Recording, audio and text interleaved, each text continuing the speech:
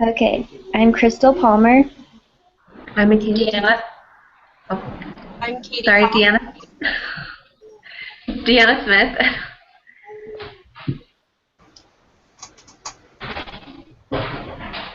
I'm Heidi Green.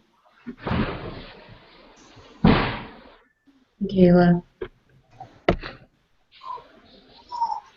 Okay. Round one is going to start with the opening. That's me. So, as humanists, we believe that life should be centered on human needs, interests, and abilities. As humanists, we are committed to allowing everyone to search out what makes them individuals. We value and promote social systems that develop individual autonomy. We support all freedoms, which include, but are not limited to, religious liberty, separation of church and state, sexual freedom, and the right to marriage and divorce. We believe humanists to be social beings that need protections and guidelines to provide effective social organization. We protect the innocent and provide survival for those in need. We want swift criminal justice that is fair and unbiased.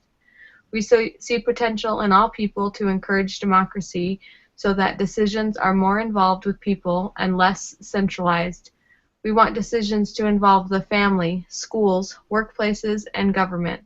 This results in us seeing no place for prejudice on race, color, sex, nationality, age, gender, religion, or philosophy. We promote equal opportunity in economic and universal education. We as humanists realize that all humans share common needs. We value international communication and exchange of information involving, but not limited to, political ideas, ideological viewpoints, science, technology, and culture. As humanists, we value human creativity and human reasoning. We see the benefits of science and education working together. We will take part in scientific and technology developments. We see life and human history as a great adventure, seeking new worlds to explore, facts to uncover, and feelings to experience. Our goals as species are open and always moving forward. Therefore, we are never without purpose here in this life. We as humans deserve and accept our dignity to be respected under all circumstances. Unconditional respect for every person is the foundation for interpersonal interaction. What makes us human is sharing vulnerability. We must never view people as merely a part of the economic process, but rather embrace each person as him or herself. Humanistic life is in pursuit of strategies and practices that aid in the creation of common welfare for all people.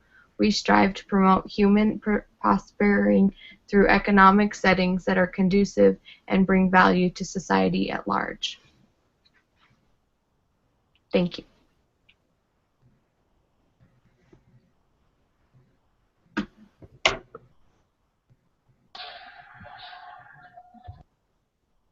Very good.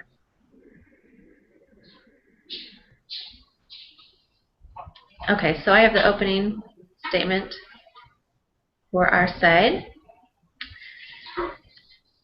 We believe religious freedoms are the basis of our country, and it is our right to have those freedoms.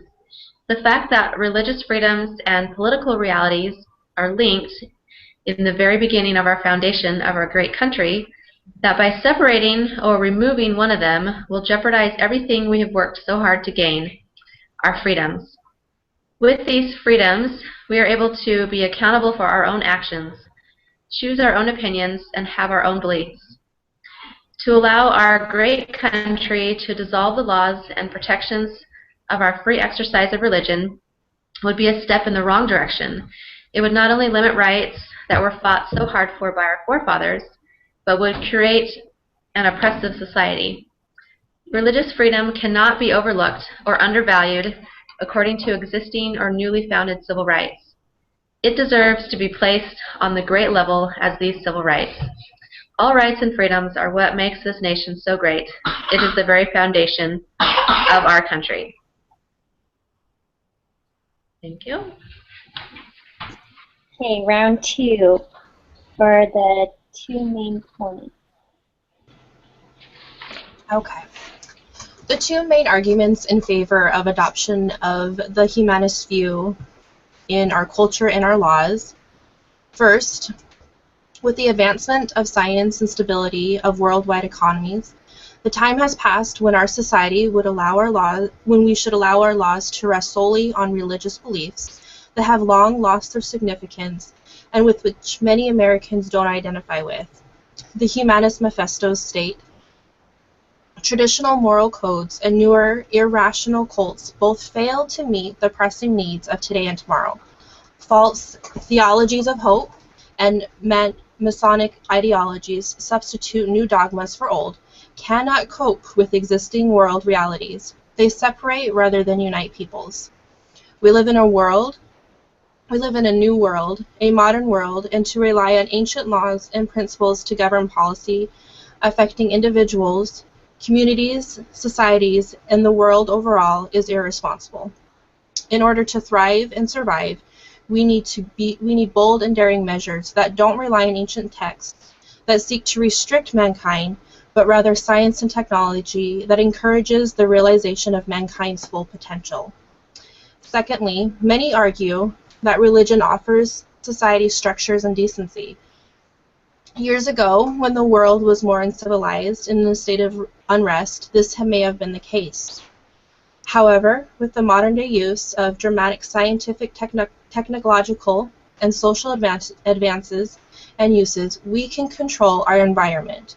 We can conquer poverty, markedly reduce disease, extend our lifespan, significantly moderate our behavior, alter the course of human evolution and culture development, while unlocking vast new powers and provide humankind with unparalleled opportunity for achieving an abundant and meaningful life, all without the interruption of irrational cults and theologies. A humanist outlook will tap the creativity of each human being and provide the vision and courage for us to work together. This outlook emphasizes the role human beings can play in their own spheres of action. Humanism can and will provide the purpose and inspiration many seek from cults and theologies, without the political and unforgiving strings of religion.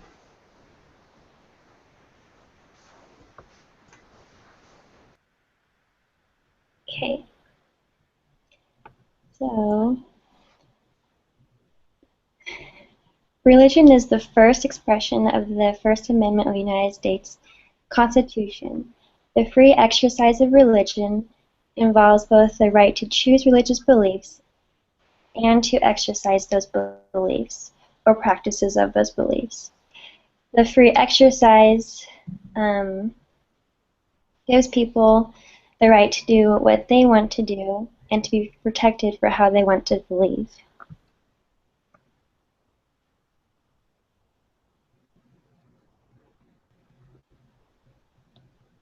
Did you want to say a point, Diana?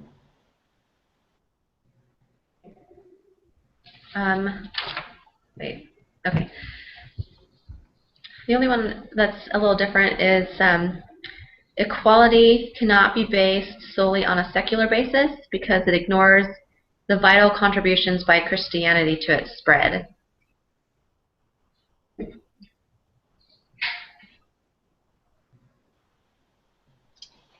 Okay. Round 3, cross-examination. Okay, so I'll go ahead and start that one. I'm going to start out with one that I wrote down in the where are the written laws about what is sexually right and what is sexually not right, meaning sexual behavior between adults and sexual exploration.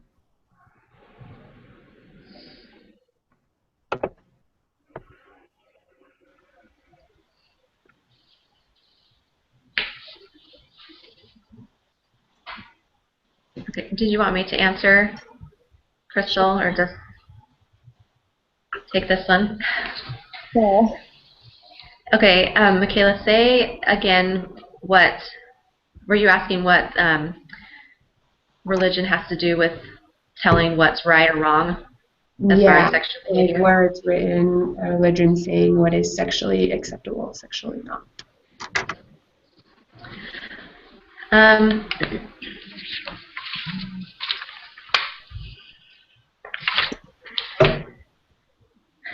okay, give me a minute.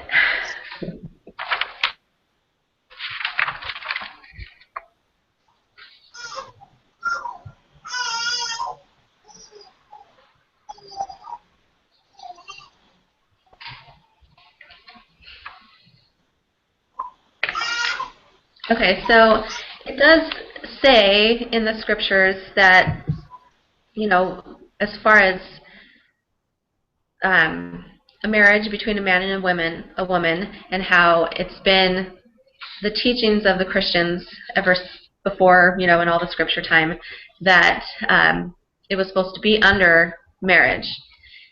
But I think as time has gone on, we can't say that that is so ancient that it has to be ignored, because there are still people today, just of their own free will and not even under a religious basis, that have those ideals, that feel that marriage is between a man and a woman, and that is where the sexual relations are to occur. I accept your answer. Okay. Okay, so should I ask a question now? Yeah. Okay. So in the Humanist Manifesto number 2, it stated that traditional religions often offer solace to humans, but as often they inhibit humans from helping themselves or experiencing their full potential. So my question is, how can you blame this on religion when a lack of personal motivation stems from a human fault and not as a product of their belief system? You can read the quote again. Yeah.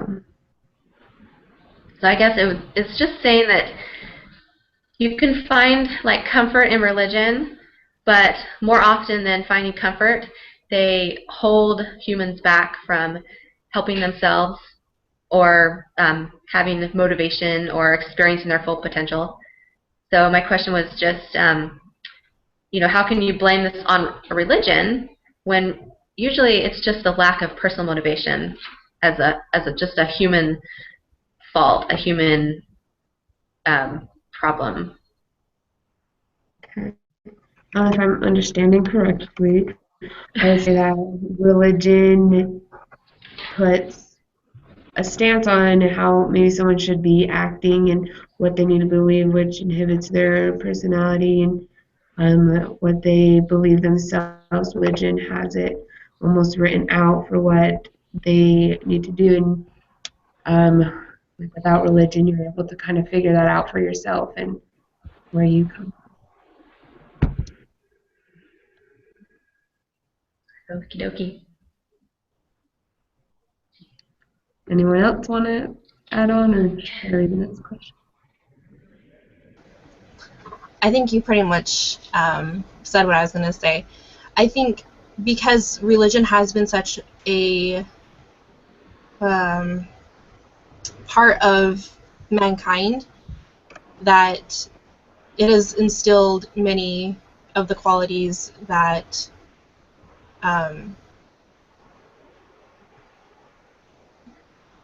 you said in your question. This is really hard for me.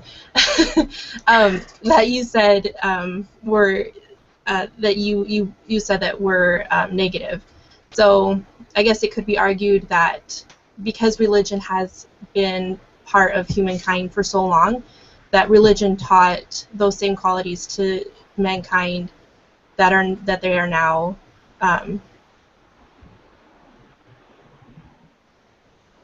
not. That what was the word that you used? I'm sorry, Deanna. Oh, lack of personal motivation. Yes, there you go.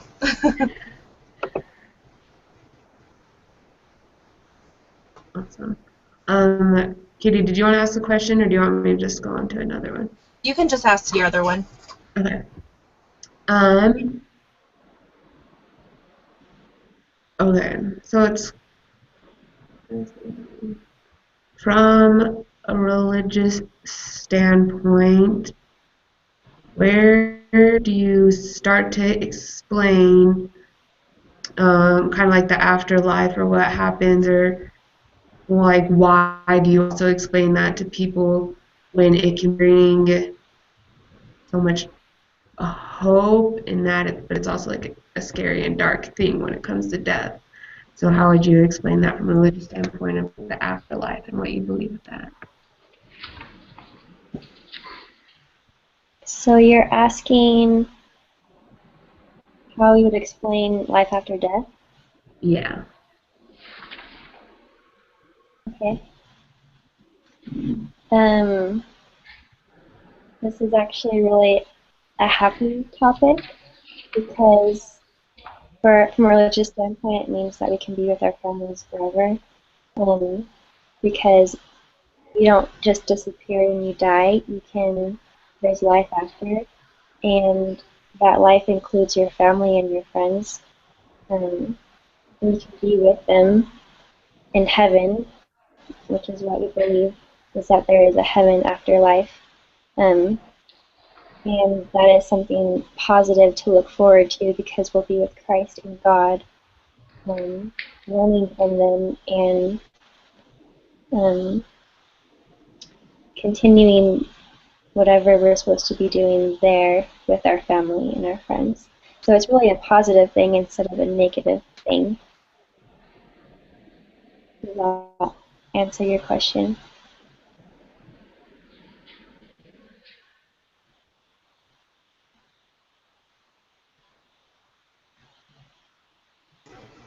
She might be frozen, but sounds good to me. Sounds good. Okay, so now I ask the question.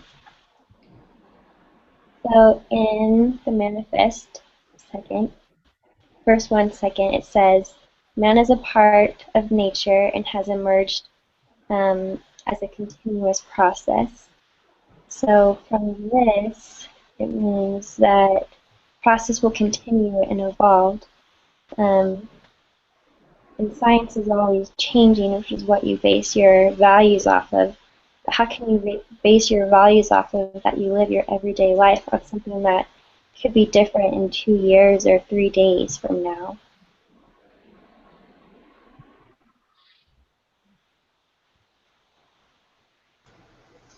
I didn't hear the very first part where you were referring to the manifesto.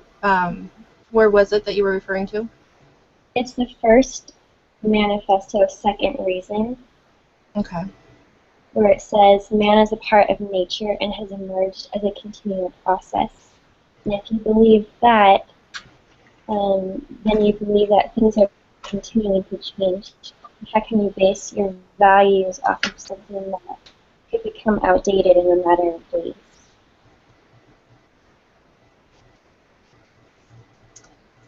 That is a good question.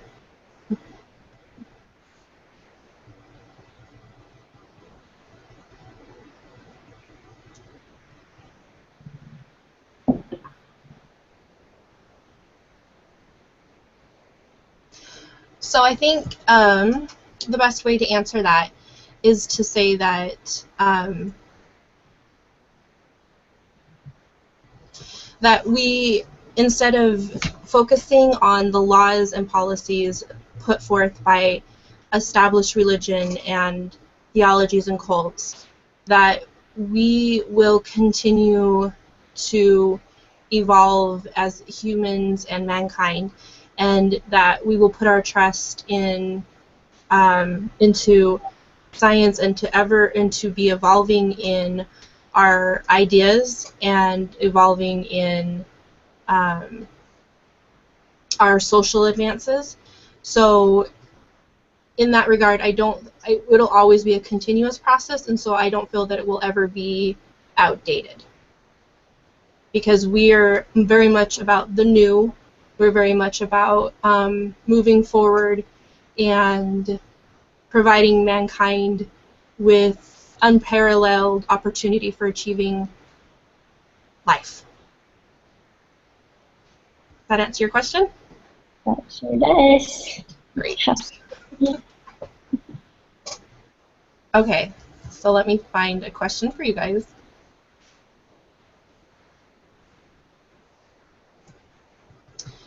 So the next question that she was going to ask, luckily she hasn't posted here.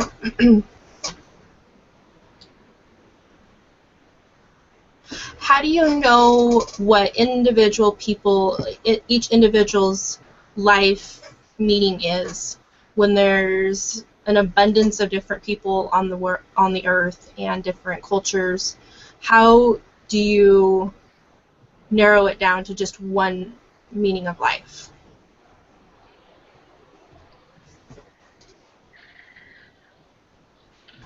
How can there be, okay, does that make sense? I think so. How can there be one God for so many people? Okay.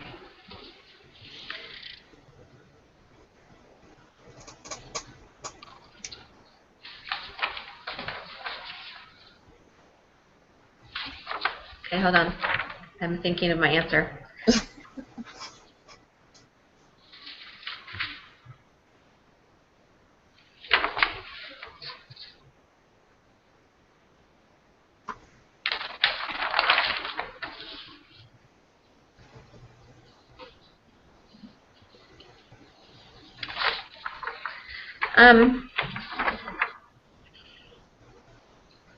Well, I guess the first thought I thought of was, as far as religion goes, there's many different types of religions. And so there's many different types of gods, I would say, that different faiths believe in. And so I guess it's not all real one God, but it's all maybe just one higher being. And so I guess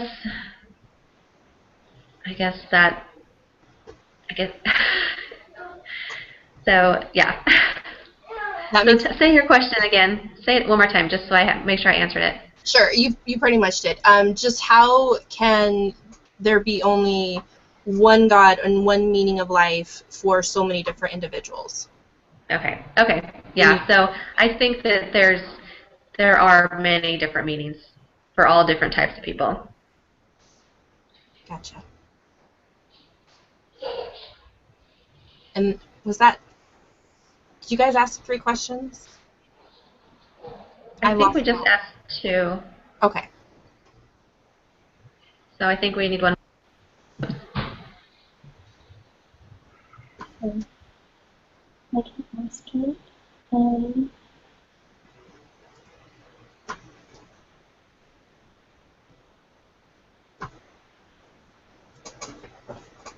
Okay, so in the first manifesto, the 14th statement, it says, humanism will affirm life rather than deny it, endeavor to establish the conditions of satisfactory life for all, not merely a few. And coming from that statement, I know that humanists believe in pro-choice, which is supporting abortions.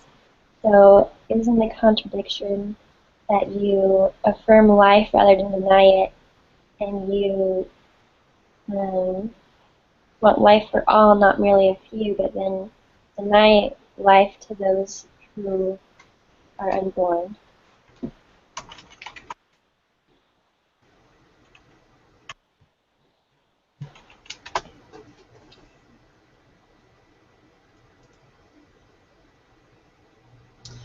So so you're, oh, am I on mute? No, I'm not. Okay. So, I'm sorry.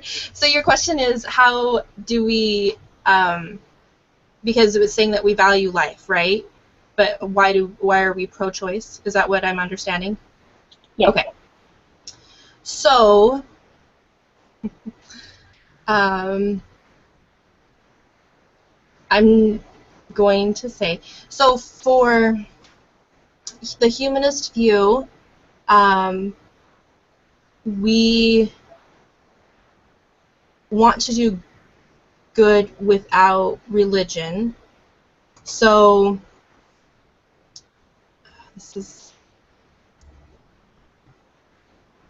let me just do a little reading here real quick.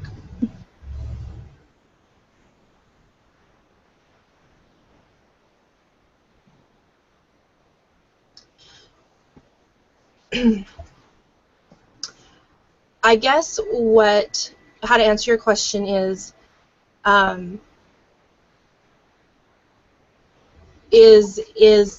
their life at conception, or is it when they're born? So I think because humanists have a scientific view on life, it's possible to say that we don't consider it bad because it's not living until after birth, or even later. That's what they said here.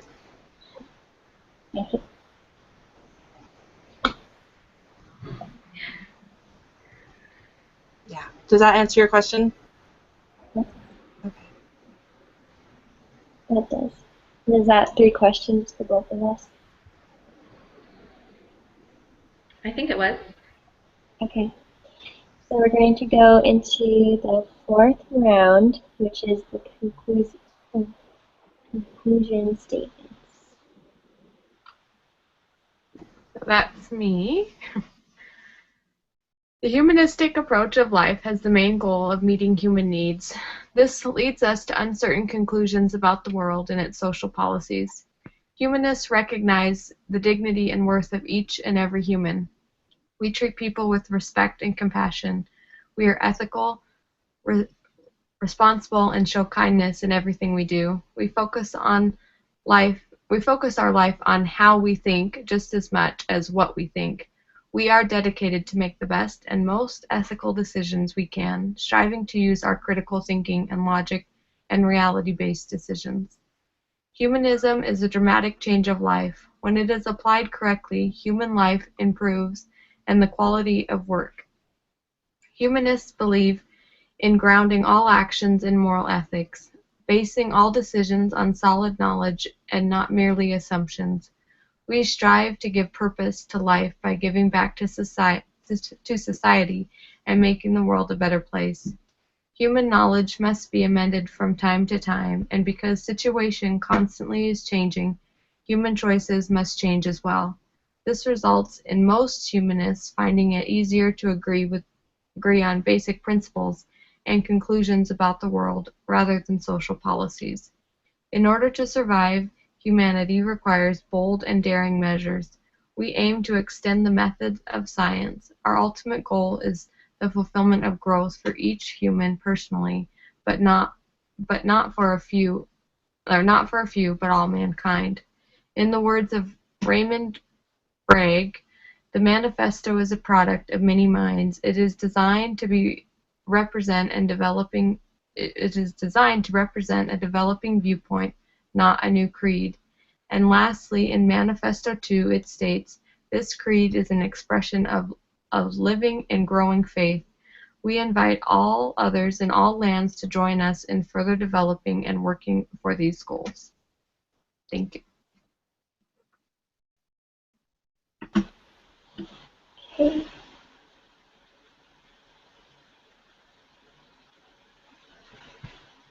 American colonies were originally settled by people who, for the most part, had come to this continent to be able to practice their religious faith without persecution. And their successors, the American founders, deliberately placed religious freedom first on the nation's Bill of Rights. So it is that our national law formally declares, quote, the right to freedom of religion undergirds the very origin and the existence of the United States, unquote. The free exercise of religion involves both the right to choose religious beliefs and the right to exercise those beliefs as well.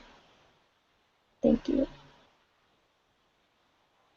So now we are moving into the wrap-up session where we all discuss.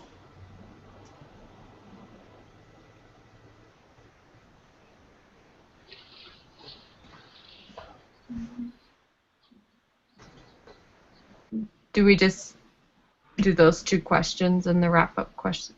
I think so. Okay.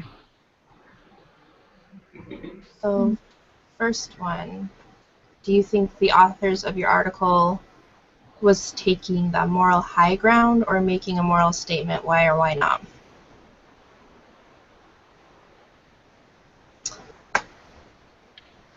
That's a hard one to answer for, and I was thinking about it a little bit, because I really feel like there's the definition of morals, and then there's like a religious person's definition of morals, and then there's the humanist definition of morals. And I feel like they thought that they think that they're taking they're from what I gathered when I was reading it, they are good people trying to make the world better, and they think that that is being done through science and by taking God out of the equation. And so their morals very much involved science and technology and education. So I feel like they are trying to take the moral high road and make moral statements. But like I said, there's so many different definitions and meanings that it's hard to gauge, in my opinion. And I would agree with you. I think in their definition of moral statement, they hit it nail on. They're absolutely doing what they feel is morally correct. But if you look to me as the word moral, the whole definition of the word moral and all that it encompasses, I don't agree that that's what they're doing. So I agree with you on your article. I think that they thought they were doing what was right. You know, standing up for the individual, standing up for, you know, we shouldn't have to rely on something or have something, you know, placed on us. We need to just better ourselves by doing it ourselves. So, yeah, I agree. They thought they did. Isn't that what they said, that they seek to live good but without religion and superstitious beliefs? Yeah, and like a cult. Yeah. I thought it was interesting. They said something about religion just gives you, religion just gives you hope, and we need to just not have hope or something. It was like, get away from hope. And I was like, but hope is like the foundation of just being a person. Yeah. If you don't have hope, what do you have? Right. I had a really hard time reading it. Like, with this assignment, I would start it and then I'd be like, oh my gosh, I need to go outside and look at the bright sun. I need to go through my scriptures. It was really kind of difficult. And when I was reading that statement, the two main, it's not very long. It's like a couple hundred words, but it took me forever to write just because I didn't believe any of it.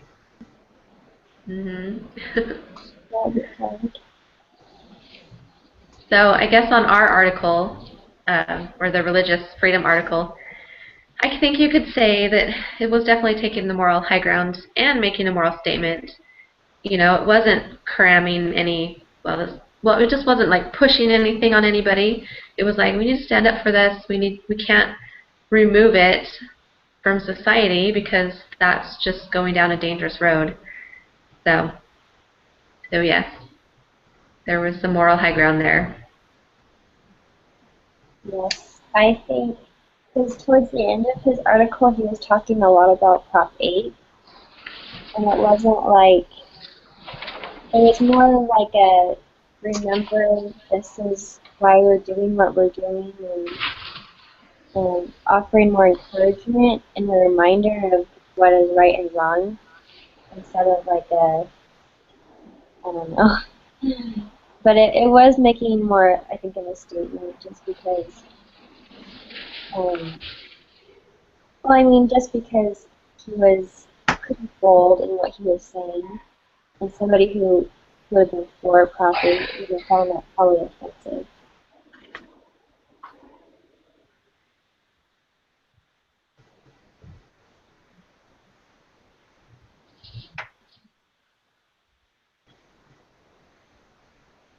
Okay, question number 2. Are religious folks the only ones with values and morals? Can morality exist without religion, right or wrong?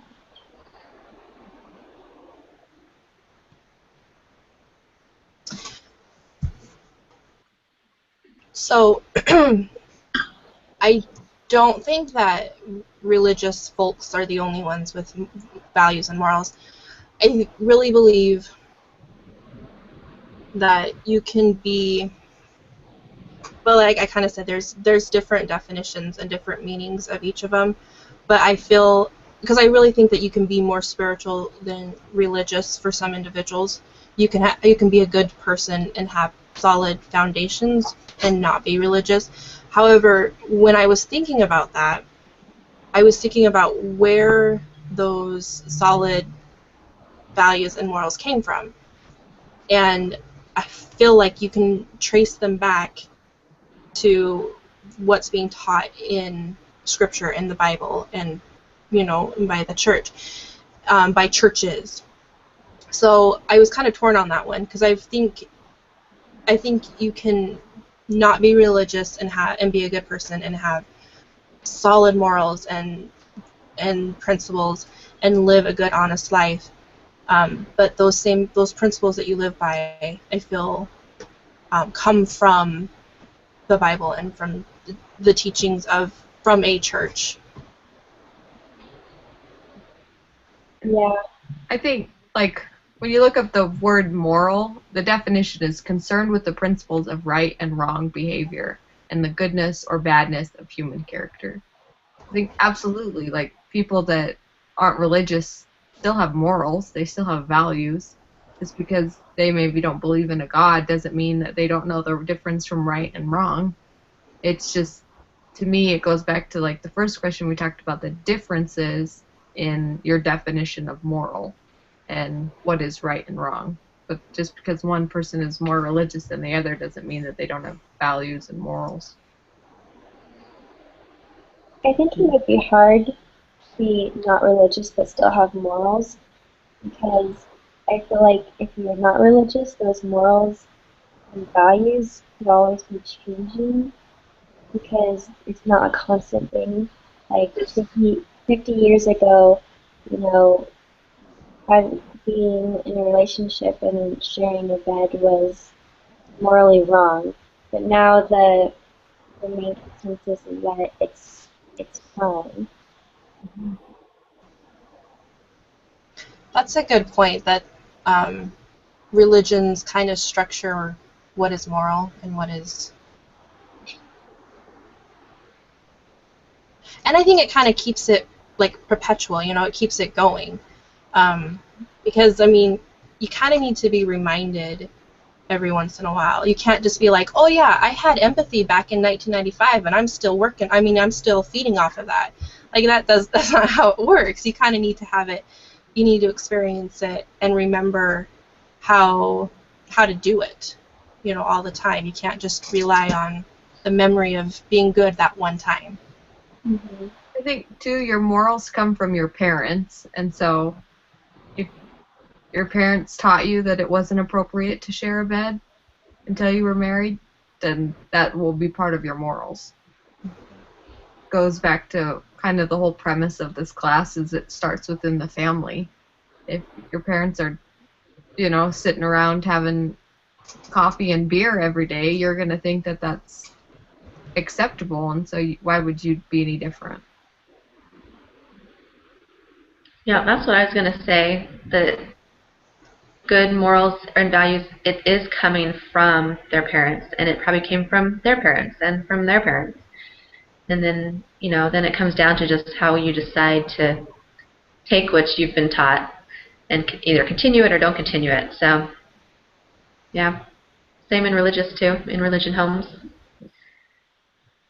Some good LDS parents will have children that decide that that's not for them. They can have change their values, change their morals.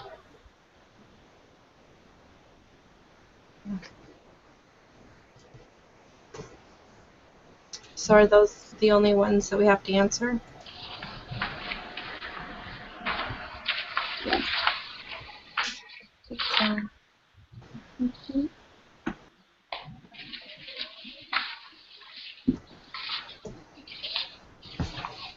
So, just for the summary, right?